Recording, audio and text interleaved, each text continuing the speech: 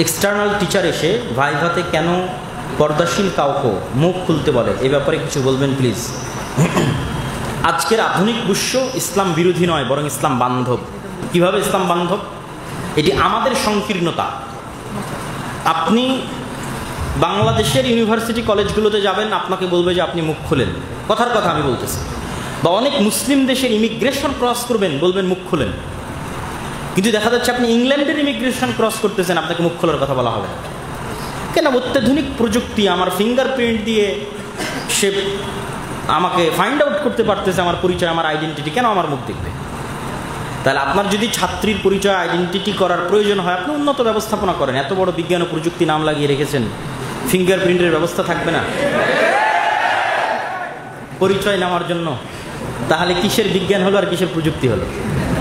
বিজ্ঞান ও প্রযুক্তি বিশ্ববিদ্যালয়ে যদি ছাত্রীকে পরিচয় দিতে মুখ খোলা লাগে, তাহলে এটা তো বিজ্ঞান প্রযুক্তি হলো না, অন্ধত্ব হলো।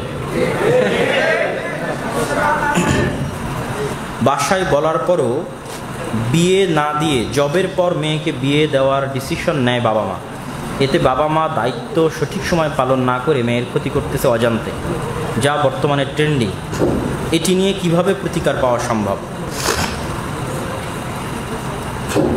সেকুলারিজম এবং সেকুলারিজমের উপর প্রতিষ্ঠিত পাঠ্যপুস্তক এবং সেকুলারিজমের উপর প্রতিষ্ঠিত শিক্ষা কারিকুলাম আমাদের অন্তরে এমন কিছু পয়জন ঢুকিয়ে রাখে, যা যুগ যুগ চেষ্টা করলেও বের হবে না।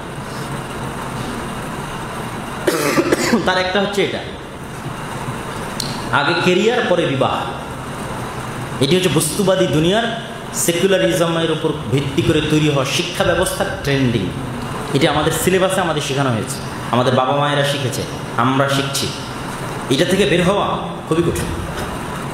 তো প্রথমত পিতামাতাকে নাসিহাত করতে হবে, তাদেরকে কোরআন এবং হাদিসের জ্ঞানকে প্রাধান্য দেওয়ার জন্য অনুরোধ করতে হবে, এবং অবশ্যই প্রাপ্ত বয়স্ক অবস্থায় উপযুক্ত পাত্র বা পাত্রী পাওয়া গেলে বিবাহ দেওয়ার চেষ্টা করতে হবে। আল্লাহ সুবহানাহু ওয়া তাআলা কোরআন মাজিদে বলেছে, তোমরা তোমাদের ইয়েতিমদের বিবাহ দাও, আল্লাহ তোমাদেরকে ধনী করে দিবে। তো ইয়েতিমের সাথে আপনি অসহায়, অর্থনৈতিকভাবে অসহায় লাগিয়ে দেন, আল্লাহ তোমাদেরকে ধনী করে দেবে, অর্থের ব্যবস্থা করে দেবে। আর যেহেতু রিজিকের দায়িত্ব আল্লাহ নিজে নিয়ে রেখেছে, ওয়ামা মিন দাব্বাতিন ফিল আরদি ইল্লা আলাল্লাহি রিজকুহা, পৃথিবীতে একটা পিঁপড়া চললেও তার রিজিকের দায়িত্ব আমি আল্লাহ। কুল্লুকুম জায়ে ইল্লা মান আতআমতু, তোমরা সবাই ক্ষুধার্ত, তবে আমি যাকে খেতে দিয়েছি। কুল্লুকুম আরিন ইল্লা মান কাসাউতু, তোমরা সবাই উলঙ্গ, তবে আমি আল্লাহ যাকে কাপড় পরার তৌফিক দিয়েছি। তাহলে কত শক্তভাবে আল্লাহ বলছে যে আমরা সবাই ক্ষুধার্ত, কিন্তু খেতে পেয়েছি কে খাইয়েছে? আল্লাহকে। আল্লাহ নিজে বলতেছে। এই জন্য সকলের রিজিকের দায়িত্ব আল্লাহ নিয়েছে। ওমা ইয়াত্তাকিল্লাহ ইয়াজআল লাহু মাখরাজা, যে ব্যক্তি আল্লাহকে ভয় করবে, আল্লাহ তার জীবন চলার পথ কোনো না কোনোভাবে ব্যবস্থা করে দিবেন। ওয়া ইয়ারযুকহু মিন হাইসু লা ইয়াহতাসিব, আর আল্লাহ তাকে কোথায় থেকে রিজিক দিবেন ও নিজেও বুঝতে পারবে না। অতএব আপনি আল্লাহর উপর ভরসা করেন, পিতামাতাকে আল্লাহর উপর ভরসা করতে শিখান।